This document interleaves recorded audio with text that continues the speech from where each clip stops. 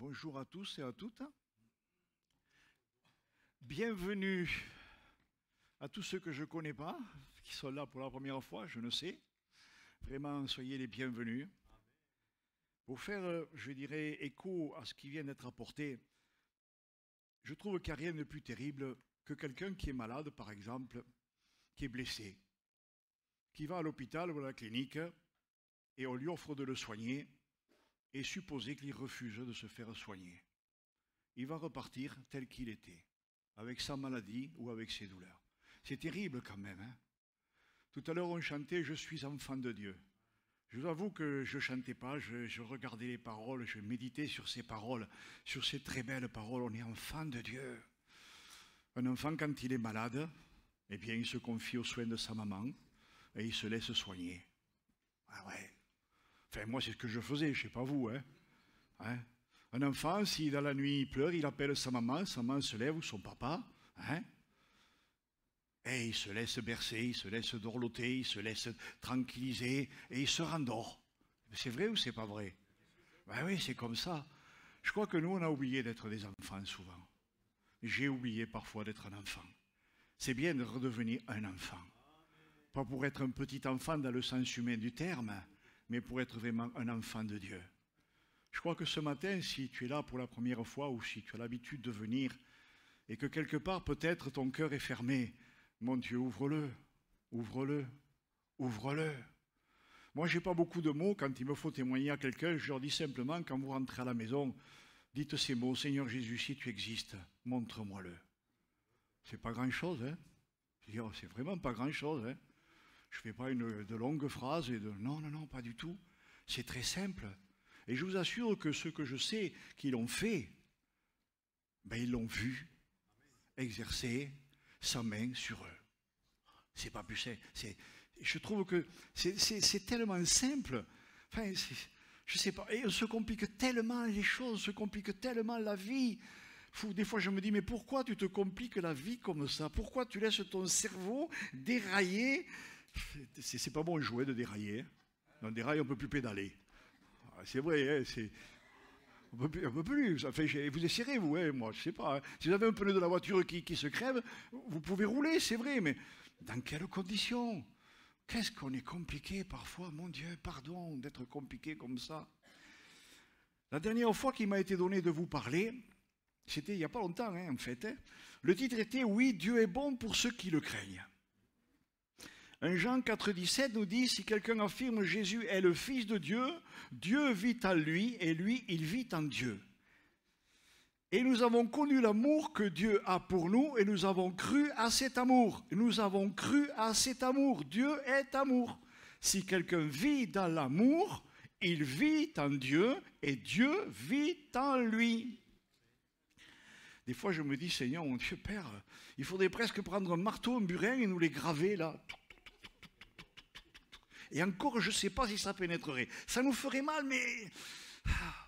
Verset 17, si l'amour est parfait en nous, nous pouvons être pleins de confiance pour le jour où Dieu nous jugera. Eh oui, c'est quand même bien de paraître devant le Père innocent, hein, lavé de tout péché.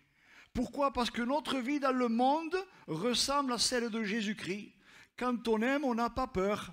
Eh oui, l'amour parfait chasse la peur. En fait, quand on a peur, on attend une punition. Celui qui a peur n'aime donc pas de façon parfaite. Mais nous, nous aimons parce que Dieu nous a aimés le premier. Hein? Ésaïe 46,10 nous dit dès le début, j'ai prédit mon but. Longtemps à l'avance, j'ai annoncé ce qui n'a pas encore eu lieu. Je dis, voici mon projet, il se réalisera. Tout ce que je veux, je le fais. C'est beau quand même, hein? Je ne sais pas si on pèse ces mots.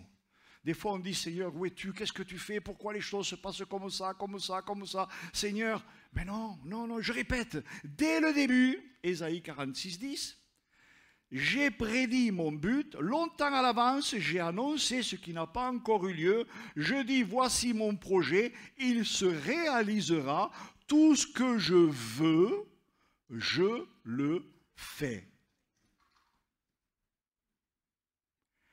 Et j'aime bien prendre ce passage comme, je me dis, Seigneur, mon Dieu, on le connaît par cœur. Quel est le passage que vous connaissez le mieux et le plus par cœur de la Bible? Bravo, merci. Dieu a tant aimé, alors moi je l'ai arrangé un peu, hein. Dieu a tant aimé, Dieu nous a tellement aimé, il nous a profondément aimé, qu'il nous a donné, offert son Fils, afin que quiconque croit, espère, se donne à lui, ne meure point, mais qu'il ait la vie éternelle. Voyez un petit peu, tout ce que je veux, je le fais. Personne, d'aucune manière que ce soit, dans ce monde visible ou invisible, ne peut s'opposer à ce que Dieu va faire. Alors j'ai relevé quelque chose parce que ça m'a fait du bien. Vous ne savez pas ce qui s'est passé en l'an 62, après Jésus-Christ.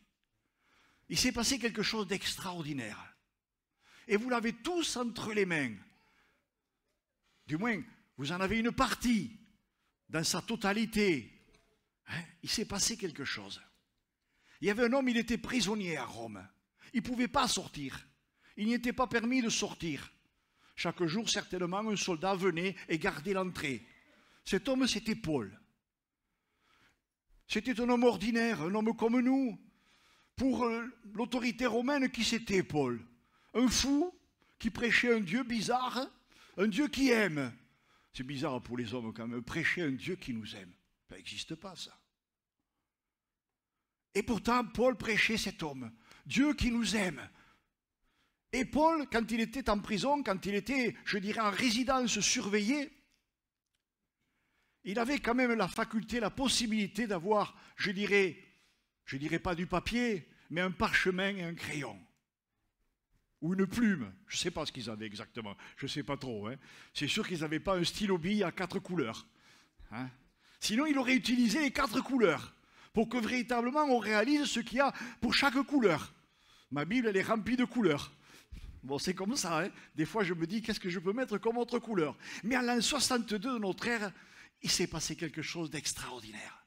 Cet homme écrivait. Le gardien ne réalisait pas ce qu'il écrivait, bien que le gardien, il était évangélisé. Tous les jours, cet homme, il entendait parler de Dieu, de Jésus-Christ. Je ne sais pas si on s'imagine le nombre de soldats romains qui ont été évangélisés. Supposons que chaque jour, le soldat n'était pas le même. Ça en fait 365 dans l'année. C'est pas beau ça? Et il écrivait. Il écrivait quelque chose d'extraordinaire. Et il va les donner à 4 hommes. 4 hommes vont quitter Rome pour l'Asie. Ces hommes, ils avaient avec eux 4 messages. 4 messages, je dirais, extraordinaires, sublimes, excellents. Qu'on devrait, je dirais, chaque jour prendre comme une nourriture. On devrait les lire, les méditer, les relire, les reméditer, se les appliquer. 4 écrits extraordinaires. 4 écrits qui avaient une puissance et qui ont une puissance énorme pour les enfants de Dieu. Pour nous, pour toi. Ce matin, si tu désires dans ton cœur faire de Jésus ton maître, ton Seigneur, faire de Dieu ton Père. 4 écrits sublimes. Est-ce que vous les connaissez, ces écrits? Alors d'abord, il y avait Épaphrodite. C'est un drôle de prénom quand même, ça, Épaphrodite. Alors je n'ai pas cherché ce que ça voulait dire. C'était pas mon but. Hein. Épaphrodite de Philippe. Il va porter la lettre aux Philippiens. Tychique d'Éphèse, il va être porteur de l'épître aux Éphésiens. Épaphras de Colosse, il va être porteur de l'épître aux Colossiens. Onésime, il y avait quelqu'un qui s'appelait Onésime, il me semble. C'est ça, il est albi, hein?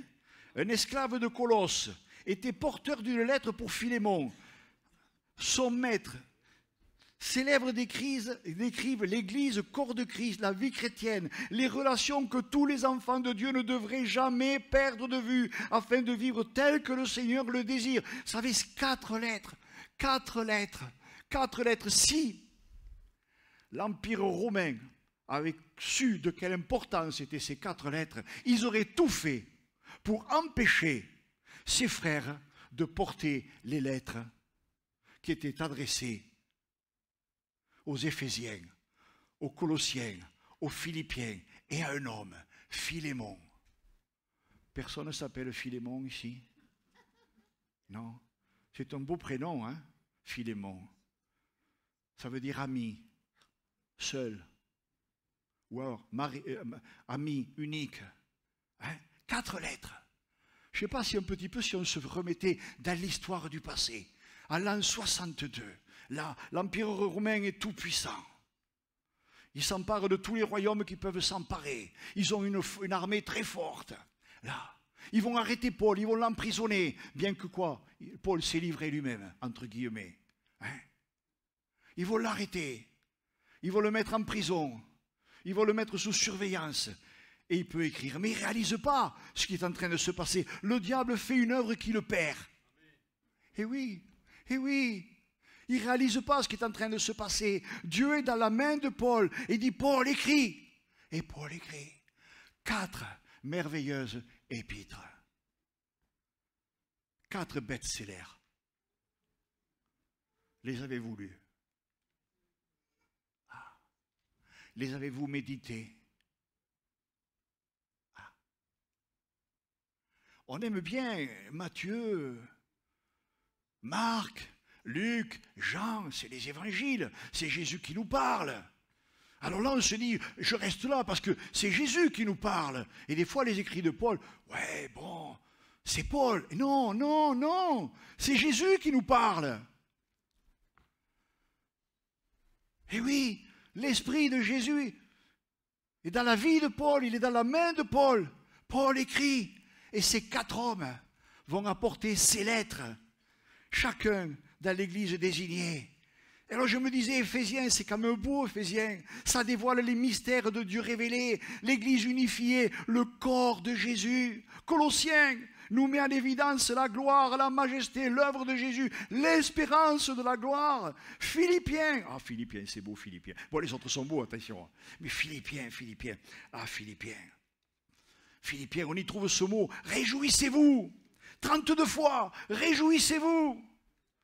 Ah, peut-être que tu es triste ce matin, tu n'as pas envie de te réjouir. Je le comprends, hein. Moi, quand je suis triste, vous n'allez pas me dire de me réjouir, je suis triste. Et pourtant, avec l'œuvre de Dieu dans nos vies, très souvent, quand on est triste et qu'on se tient devant Dieu, il se passe quelque chose d'extraordinaire, c'est qu'on se met à se réjouir. Ça, c'est un mystère quand même. Hein? On pourrait dire, mais enfin, c'est de la folie. Mais enfin, tu es dans le malheur, tu es dans le drame, tu es dans la maladie, et tu loues Dieu. Ah, qui peut comprendre ça? Toi, moi, si enfant de Dieu on est. Vous voyez un petit peu ces 4 écrits, Mais il y en a un quand même qui a attiré mon attention en particulier. Il est coincé entre Hébreux, et je ne me souviens plus le dernier, pardon, entre 2 livres là. C'est une toute petite épître, c'est une juste lettre. Elle n'est pas grande, elle n'est pas longue, là, juste avant l'épître aux Hébreux. Là. Elle est un peu cachée. Vous savez, des fois, on tourne les pages de la Bible, des fois, c'est tellement court qu'on pourrait sauter directement aux Hébreux. Hein?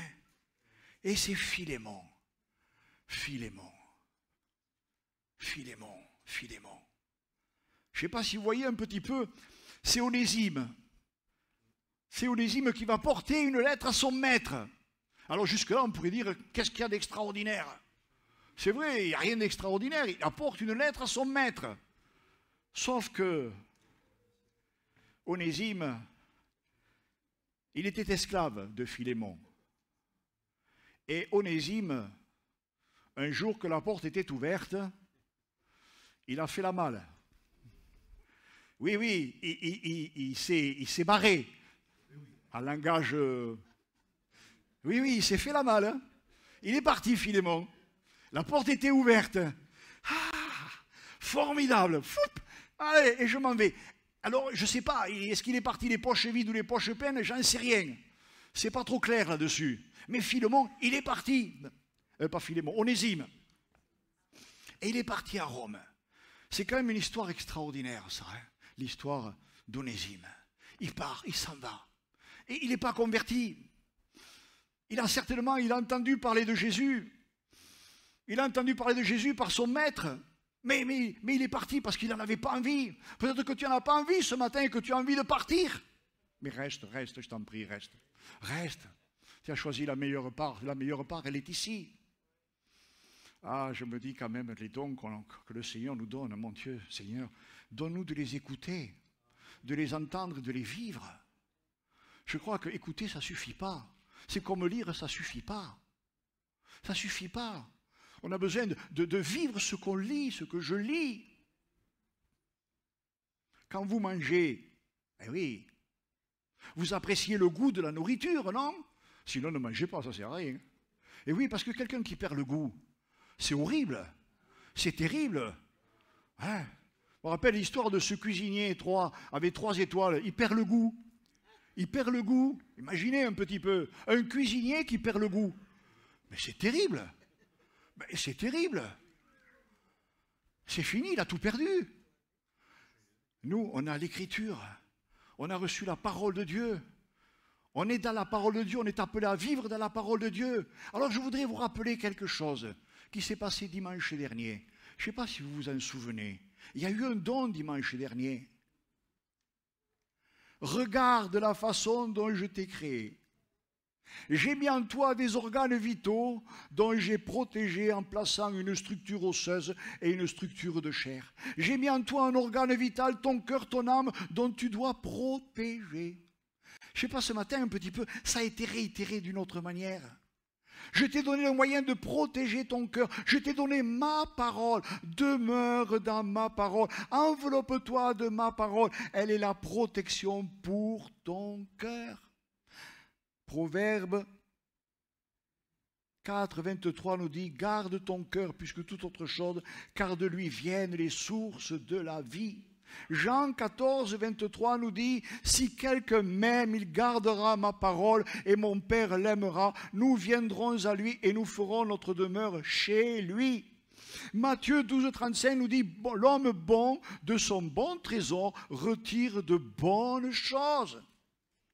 Ainsi était Philémon. Vous savez, l'histoire de Philémon, elle est quand même extraordinaire. Je vous disais que ça veut dire ami. Ami et seul, ou pour faire simple, ami unique. Des fois, on n'a qu'un ami. Eh oui, les amis, je me dis les copains, les connaissances, on en a beaucoup. Mais des amis, des fois, on n'en a qu'un. Eh oui, un ami, un vrai, sur qui je peux m'appuyer. Et nous, on en a un ami. On en a un ami. Vous avez un ami? On en a un ami. Il est fidèle, il est juste, il est parfait, il est extraordinaire. Vous en avez... C'est notre ami. Comment il s'appelle? Voilà. Eh oui, Philippe, c'est notre ami. Et c'est là qu'on est appelé à se réjouir d'avoir un tel ami. Et Philémon, il a cet ami. Vous savez, Philémon, c'est presque l'image du frère parfait. Je dis presque parce que personne n'est parfait. Vous êtes d'accord avec moi, hein? D'accord? Il est généreux. Il est dévoué, il est loyal, il est plein d'amour, il est toujours disponible, le cœur ouvert, attentif aux autres, plus qu'à lui-même. Et je me disais, il est à mon sens l'image du cœur de Dieu pour ses frères et sœurs qui se réunissent chez lui. Parce que c'est vrai que Philémon, il a une autre particularité, Philémon. L'église locale, elle est chez lui, dans sa maison. Alors vous voyez un petit peu, c'est le maître de la maison. Il a des esclaves, il a des frères et sœurs en Christ. Et je dirais que quelque part, ça doit être vraiment un lieu où il fait bon vivre, quand même. Et pourtant, Onésime, lui, il n'a pas vu ça. Hein. Des fois, on est bien quelque part. On a tout ce qu'il faut, et on va chercher ailleurs ce qu'il ne faut pas. Enfin, je me dis, Seigneur, qu'est-ce qu'on est compliqué. Qu'est-ce qu'on est tordu, mais c'est vrai. C'est vrai, je me disais ce matin, mon Dieu, Seigneur, tu nous as donné un cerveau. Mais qu'est-ce qu'il est là à comprendre? Oh, mon Dieu, je disais, mais Seigneur, pardon. Ah, si je pouvais mettre ma main dans mon cerveau. Je dis, enfin, bon, bref, comme vous avez compris, j'aurais du nettoyage. Hein? Non, pas vous. Il n'y a que moi. Oh, merci Seigneur, ils sont parfaits. Il n'y a que moi qui suis imparfait. Voyez un petit peu. Philémon, il est cet homme-là. Philémon, ça me rappelle un petit peu, je dirais quelque part, c'est cette parole qu'on trouve dans Acte 2. Ils étaient tous les jours, tous ensemble, assidus au temple, ils rompaient le pain dans les maisons, ils prenaient leur nourriture avec joie et simplicité de cœur, ils louaient Dieu et ils trouvaient grâce auprès de tout le peuple. Et le Seigneur ajoutait à l'église ceux qui étaient sauvés. Et je me dis, quelque part, cette lettre qu'Onésime va donner de main à la main à son maître. Il avait du courage quand même. Hein. Mais enfin, on comprendra après pourquoi. Hein. C'était vraiment un homme selon le cœur de Dieu. Toute sa maison, tout son être, toutes ses pensées, tous ses sens, tout ce qui lui appartenait, en visible comme en invisible, appartenait à Jésus. Il y avait tout remis. Quelle maison qui faisait bon vivre. Oh, vous vous rendez compte un peu? Ça me rappelle cette histoire, je ne vais pas rentrer dedans, du fils prodigue qui est parti de la maison de son père. Eh oui, papa, tu m'agaces avec tes trucs là, toujours. Mais tu m'agaces, non, mais je ne veux plus en entendre parler. Je veux vivre, laisse-moi vivre un petit peu. Vous ne l'avez pas fait, je l'ai fait. Ben oui. Mais oui, eh oui. Et Onésime, lui, c'est ce qu'il a fait. Hein. Oui, hop là, je vais profiter de ma liberté. Mais je me dis, Seigneur, qu'est-ce que tu es extraordinaire. Qu'est-ce que tu es extraordinaire. Parce que Onésime, il va aller à la rencontre de Paul. Certainement, il en avait entendu parler par son maître. Parce que Paul connaissait son maître. Et Paul va écrire à son maître. On va le voir. Hein. Et je me dis quand même, les voies de Dieu, les plans de Dieu, on ne peut pas les comprendre. On ne peut pas les comprendre. Onésime, lui, il file là. Il ne comprend pas qu'il y a quelqu'un qui est en haut là comme ça et qui le regarde. Onésime, il se dit, mais moi je vais partir là-bas. Oh là-bas, j'aurai la liberté. Et là, il y a le Seigneur. Il ne le voit pas. Hop là. Passe par là. Passe par là. Et il va l'amener. À qui? À Paul. Mon Dieu. Et nous, on a été amenés à qui? À Jésus. Et comment on était? Dites-moi. Onésime, il n'était pas propre, Onésime. Hein. Onésime, il avait un sacré poids de péché, hein, Onésime, sur le dos. Mais nous, comment on était? Comment j'étais, Seigneur? Hein? On était pareil, pire peut-être, certainement pire. Et oui, je dis toujours quelque part à des plus jeunes que moi, parce qu'ils s'imaginent que, parce qu'on est dans l'église, parce qu'on prêche, waouh, on a toujours eu une vie absolument parfaite, hein? On est des saints. Et non. Et non. Et quand je leur montre une certaine photo, ah, c'est toi? Ils sont choqués. C'est bizarre, hein? Eh oui, c'est moi. C'est pas vrai, Élodie? 10 ans en arrière, c'est Élodie. Non, enfin, voyez un petit peu, Onésime, il a fui, il est parti. Et je me dis, c'est vraiment une histoire, elle est remplie d'amour. Cette petite lettre, elle est extraordinaire de grâce, d'amour, de bonté, de pardon. Il y a tout dedans, tout dedans. Philémon, versets 1 à 5, Paul est en prison pour avoir servi Jésus-Christ. Et le frère Timothée à Philémon, notre cher ami, voyez un petit peu, notre cher ami et collaborateur, je l'ai pris dans Parole vivante. Ainsi qu'à Appia, notre sœur, Archippe, notre compagnon d'armes, et l'Église qui s'assemble dans ta maison, la grâce et la paix vous soient données par Dieu notre Père et par le Seigneur Jésus-Christ. Je ne cesse d'intercéder pour toi, cher frère, car ton souvenir se présente à moi chaque fois que je prie.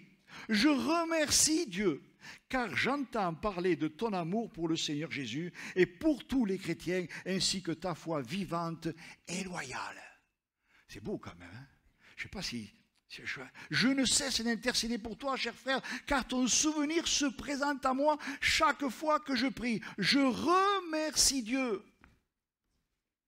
car j'entends parler de ton amour pour le Seigneur Jésus et pour tous les chrétiens, ainsi que ta foi vivante et loyale. C'est beau ça quand même, hein? Paul poursuit versets 6 et 7. Je demande à Dieu que cette foi, cet amour, cette certitude, cette conviction, cette espérance qui est en Philémon, qui nous est commune, continue à se montrer efficace en toi. Qu'elle porte des fruits en t'inspirant des actes de générosité. Je me dis quand même, Paul, il prépare le terrain là. Hein. Ça vous est jamais arrivé de préparer le terrain? La personne qui est en face de vous, elle ne le sait pas, mais vous, dans la discussion, vous préparez le terrain. Moi, ma femme, comme ça, des fois, je prépare le terrain, elle me dit, oui, je te le fais. Et elle me fait un bon plat. Qu'est-ce que c'est bon! Mais c'est vrai, Paul prépare le terrain là, hein, en t'inspirant des actes de générosité et qu'elle se communique à d'autres, que tu puisses reconnaître et apprécier de mieux en mieux les bénédictions qui sont les nôtres en Christ et comprendre pleinement le bonheur que nous avons à marcher avec lui. Oui, j'ai éprouvé une grande joie en apprenant comment tu mettais ton amour en pratique. Voyez un petit peu, Paul sait à qui il s'adresse. Eh oui, il n'a pas un religieux en face de lui. Il n'a pas quelqu'un qui fait ne dit pas, ne fait pas, ne touche. Non, non, non, non, non, non, non, non, pas du tout. Il est plein d'amour, plein d'amour. On m'a raconté en effet, mon frère, que tu as réconforté le cœur des autres chrétiens. Ces nouvelles sont pour moi d'un grand encouragement. Et là, je vais poursuivre avec ce verset 8. J'aurai à présent une requête à t'adresser. Paul rentre dans le vif du sujet. Voyez un petit peu, je ne sais pas si... Je reviens un peu en arrière. Hein. Onésime est porteur de cette lettre à Philémon. Hein. Je ne sais pas, imaginez Philémon, Onésime c'est un esclave qui a fui, on va le voir. Et il apporte cette lettre à son maître. Je ne sais pas, son maître n'a pas encore lu la lettre. Et en face de lui, il a l'esclave qui s'est fait la malle. Peut-être en prenant quelque chose. Je dis peut-être. Hein. Ouais, d'accord? Voyez un petit peu. Mais c'est vrai qu'Onésime, il a changé, il a été transformé, on va le voir. Hein, c'est quand même extraordinaire. En tant que serviteur de Christ, dans la communion avec lui, je pourrais bien certes te donner des ordres en usant de l'autorité que le Christ m'a conférée. Et oui, j'aurai le droit de te prescrire ce que je considère comme ton devoir. Mais en pensant aux liens d'affection qui nous unissent, je préfère en appeler à ton amour. Et t'adresser une demande à mon nom personnel. Oui, celui qui te présente cette requête, c'est Paul, un vieillard, et depuis maintenant un prisonnier à cause de Jésus-Christ. Je viens te prier en faveur de mon enfant. Oui, ici, dans cette prison, je suis devenu le père spirituel d'Onésime. Onésime. Utile. Enfin là, il était inutile avant. Hein. Il ne servait à rien. Nous non plus, on ne servait à rien. Hein. Je ne servais à rien. Je me demande même encore si je sers à quelque chose. Si je sers à quelque chose, c'est par la grâce de Dieu. Si nous servons à quelque chose, c'est par la grâce de Dieu. Tout est grâce. C'est extraordinaire quand même ça. Hein. Et c'est vrai que c'est quand même un prénom extraordinaire. Bon, c'est vrai que ça fait un peu drôle. Hein. Onésime. Jérôme, tu aurais dû appeler un de tes fils Onésime, je ne sais pas moi. Onésime, utile. Utile. Paul va écrire, « Oh, je sais que jadis, il n'a guère fait honneur à son nom, et qu'il était plutôt propre à rien. Mais aujourd'hui, il a bien changé. À l'avenir, il te sera certainement très utile, comme il est maintenant pour moi. » Je passe au verset 18, où il est écrit, « Si tu estimes avoir été lésé par lui, ou s'il te doit quelque chose, porte-le sur mon compte. » Vous voyez un petit peu, je ne sais pas moi, Onésime, il est là, il tend la lettre à son maître. Philémon prend la lettre, alors qu'il aurait pu de suite dire c'était son esclave, il lui appartenait. C'était son esclave. Ça va plus loin qu'un serviteur ou un employé de maison. C'est son esclave, il est à lui, il peut en faire ce qu'il veut. À cette époque-là, ils avaient droit de vie ou de mort sur un esclave. Et Onésime, c'est un homme qui est plein d'amour. Il est plein d'amour. Et avant d'avoir quelques réactions que ce soit, il prend la lettre et il lit la lettre. Moi, je me l'imagine, j'essaie de me l'imaginer. Il lit la lettre et il la lit réellement. Et Onésime, il doit être en face comme ça. Et je ne sais pas, ou peut-être qu'il est tremblant, ou alors comme on va le voir, il a changé, comme ça a été dit, il a changé très très fortement. Il sait que son maître, qui est rempli d'amour, va l'accepter à nouveau. Je ne sais pas si on voit un petit peu la scène, c'est quand même une scène qui est extraordinaire. Hein? Ecclésiaste 3, 11 nous dit, « Il fait toutes choses belles en son temps, même il a mis dans le cœur la pensée de l'éternité, bien que l'homme ne puisse pas saisir l'œuvre que Dieu fait du commencement jusqu'à la fin. » C'est quand même beau ça. Hein? Si tu estimes avoir été lésé, ou s'il te doit quelque chose, porte-le sur mon compte. On va le voir, on va le voir. Hein? C'est quand même extraordinaire, ça. Porte-le sur mon compte, s'il te doit quelque chose. Notre Seigneur, qu'est-ce qu'il a fait? Dites-moi un petit peu. Il a pris tout notre péché. Il a pris toute notre misère. Vous savez, ça m'a fait penser à ce publicain qui se frappait la poitrine.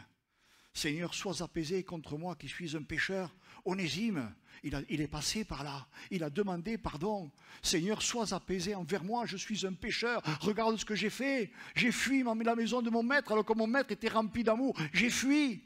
Peut-être que tu as fui la maison de ton maître. Mais là, je parle de Jésus-Christ, puis c'est peut-être que tu t'es éloigné de cette maison. Peut-être que quelque part, tu n'aimes plus cette maison. Mais là où tu es malheureux. Mais tu ne veux pas te l'avouer. Et là, tu as l'occasion de revenir à la maison. Comme ça a été dit, la main est tendue pour que tu reviennes à la maison. Ça fait du bien de revenir à la maison. Ça me rappelle une anecdote quand j'étais plus jeune. Avec un ami, on avait décidé de partir de la maison. Alors on est parti de la maison, on n'avait rien en poche. On est parti de la maison 2-3 jours. On a failli mourir de froid, je ne vous raconte pas, et je n'avais qu'un souhait, rentrer à la maison. Parce qu'à la maison, il y avait de la chaleur, un bon lit et une table où il y avait ce qu'il fallait. Voyez un petit peu, je vous passerai sur le reste. Hein? Mais des fois on commet des folies, des folies. Oh, des folies, oh, je ne sais pas, des fois on est comme Onésime là. En fait, on devrait être des hommes, des femmes libres, des enfants libres. Et quelque part, on est esclave de nous-mêmes. On est esclave, on ne prend pas, je dirais, c'est ce bonheur, cette joie que le Seigneur veut nous donner, mais à notre portée. Ça me fait penser un petit peu comme quelqu'un qui est au régime. Là, alors, il faut vraiment, vraiment que je fasse le régime. Le régime, on lui met un beau gâteau devant sa tête, là, comme ça. Là. Il est bon, je l'ai préparé de mes mains. Il est bon, non, non, non, je suis au régime, je suis au régime. Fais-moi une petite voix, me dirait, mange-le avant qu'il n'y en ait plus. Non, mais on est un petit peu comme ça. Moi, ça m'attriste, ça m'attriste, ça m'attriste. Ça m'attriste. On a la possibilité d'être heureux. Malgré peut-être bien des travers que l'on peut passer, ça me fait penser à mon fils Nicolas, pour vous donner de ses nouvelles, comme ça, entre guillemets. Hein, il est toujours, je dirais, quelque part, dans l'attente de sa guérison. Ça va mieux. Mais il y a quelque chose d'extraordinaire, parce que j'avais des craintes là-dessus. Je disais, Nicolas, c'est là qu'il faut exercer la foi, c'est là qu'il faut se battre, c'est là qu'il faut tenir la main du Seigneur. Alors je disais ça à mon fils, il me dit, mais papa, je le sais, mais je ne me fais pas du souci pour moi. Pour moi, je ne me fais pas de souci, je sais que le Seigneur pose sa main. Mais c'est pour mon épouse parce qu'il faut qu'elle fasse tout. Et ça m'a réconforté. Bon, pour ma belle-fille, c'est pas grave, hein. Ça lui fait un peu de travail, quoi. Non, je l'aime bien. Non, je plaisante là, je plaisante. Mais imaginez un petit peu, souvent, peut-être, ce matin, tu ressembles à Onésime. Et tu es devenu inutile. Et tu te dis, pourquoi on ne se sert pas de moi? Pourquoi on ne me demande pas quelque chose? Mais parce que tu restes dans ton coin. Parce que tu ne te bouges pas de ta chaise. Parce que tu ne fais pas l'effort de te dire, mais moi je veux travailler, je veux faire quelque chose. C'est ça l'œuvre de Dieu. Le Seigneur ne nous a pas sauvés simplement pour rester sur une chaise. Mais on a tous un travail, une mission à faire. Un quelque part à aller. C'est quand même extraordinaire, Onésime, il a rencontré Paul, il a rencontré Jésus-Christ, il s'est repenti. Il a été lavé, purifié, pardonné par le sang de Jésus. Voyez un petit peu l'Onésime qui est parti, qui s'est fait la malle, il est revenu.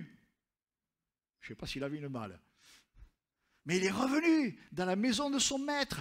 Il aurait pu dire à Paul, mais tu te rends compte, Paul? Non, Paul, je ne peux pas revenir chez mon maître. J'ai fui de chez mon maître. Comment il va le prendre? Non.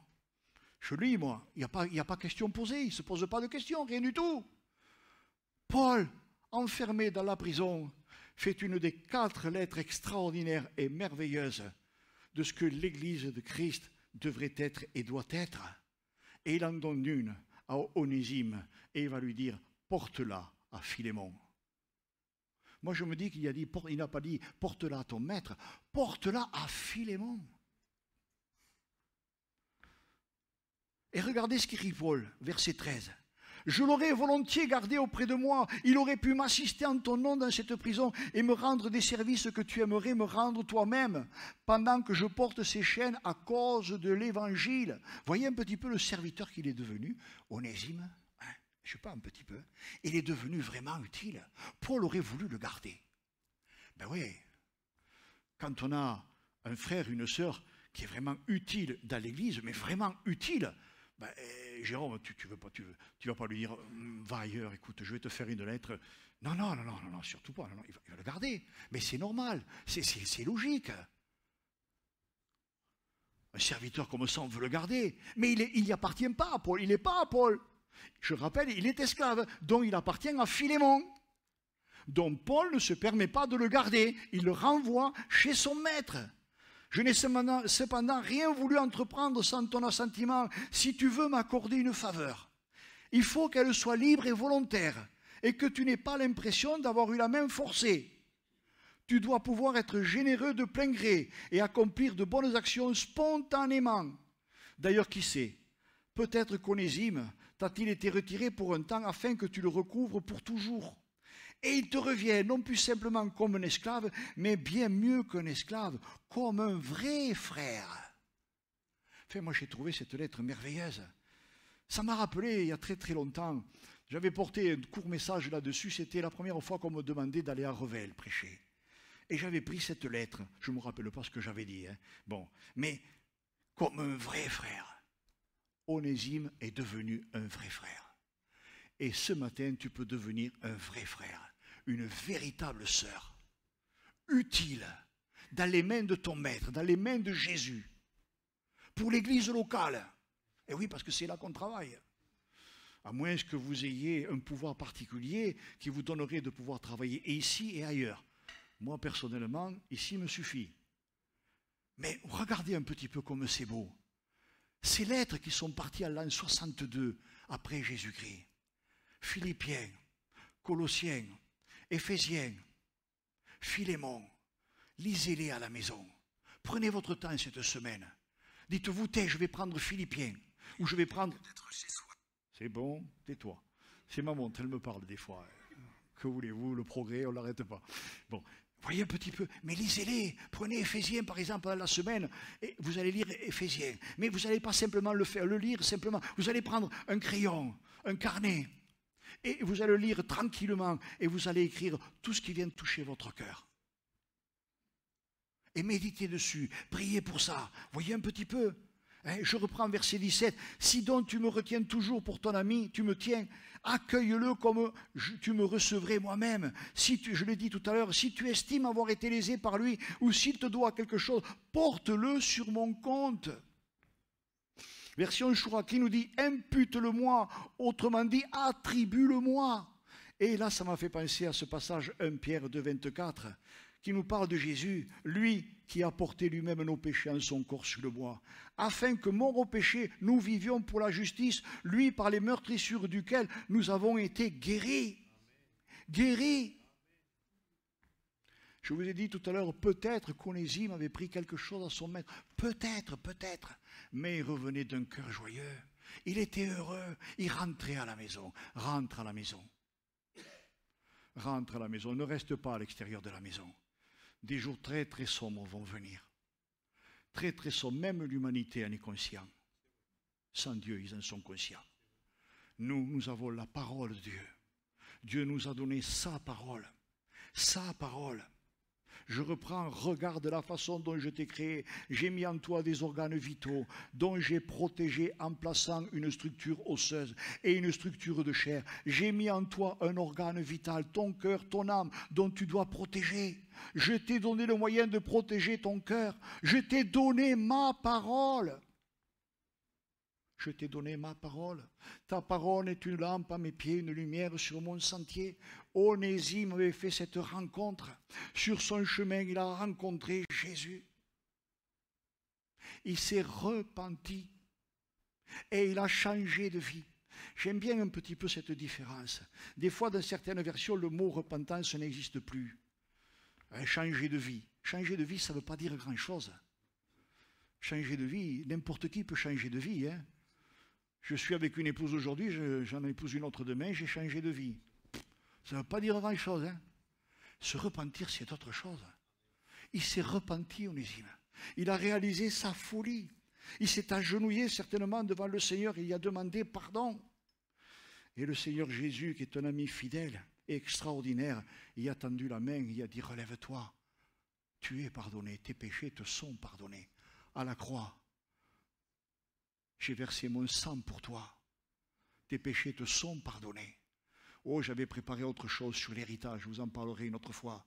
Mais c'est extraordinaire, les découvertes qu'on fait quand on lit la parole de Dieu. Quand on lit, je dirais, c'est vrai, les évangiles, mais tous les autres écrits, parce que tout, jusqu'au bout, du début à la fin, chaque mot, ont été inspirés par l'Esprit de Dieu. Onésime est rentré à la maison. Verset 19, j'écris ce qui suit de ma propre main pour servir de reconnaissance de dette. Moi, Paul, je m'engage à rembourser ces dettes. Dites-moi, qui c'est qui a remboursé vos dettes? C'est Jésus. Qui a remboursé vos dettes? Je crois que quand on lit, on a besoin de peser les mots, de regarder. Je ne veux pas te rappeler ici que tu es toi-même mon débiteur et que tu me dois tout ce que tu es.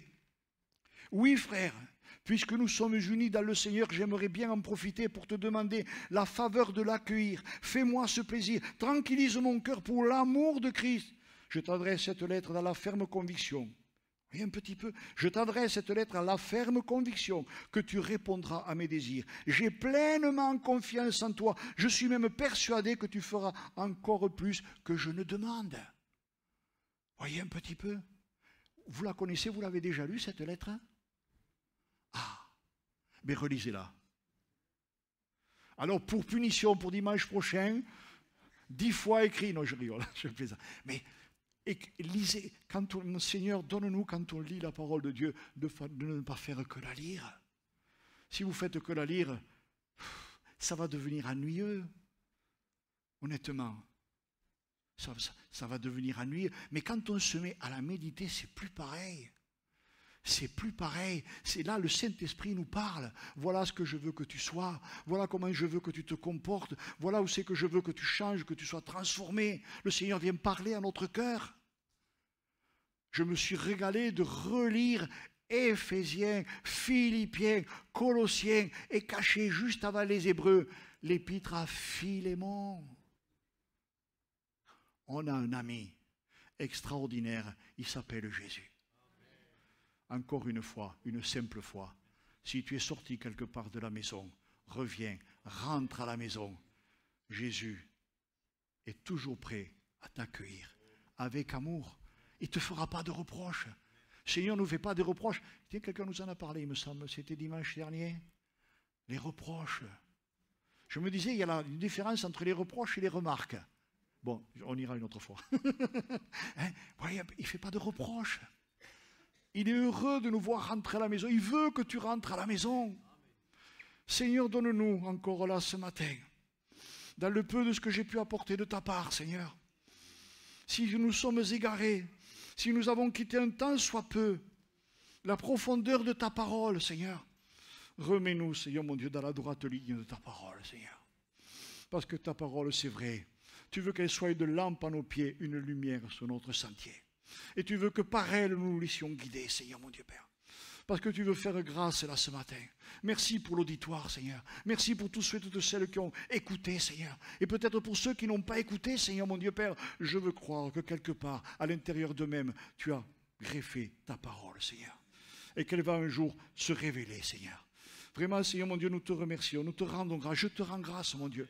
Que suis-je, Seigneur mon Dieu? Toi, tu es tout, Seigneur mon Dieu Père. Et je m'agenouille, Seigneur mon Dieu, en pensée devant toi, Seigneur mon Dieu. En te demandant moi-même, Seigneur mon Dieu, pardon pour mes péchés, mes fautes, mes manquements, Seigneur. Mais encore merci, Seigneur, parce qu'à la croix, Seigneur, tu as tout porté, Seigneur. Tu m'as lavé, tu m'as purifié. Et encore là, ce matin, tu laves et tu purifies pleinement et entièrement. Dans le nom de Jésus. Amen. Amen. Amen. Amen.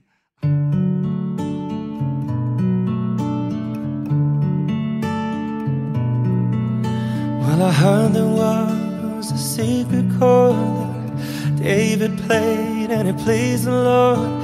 But you don't really care for music, do ya? Well, it goes like this, the fourth, the fifth, minor fall and major lift, the baffled king composing hallelujah, hallelujah. Hallelujah, hallelujah,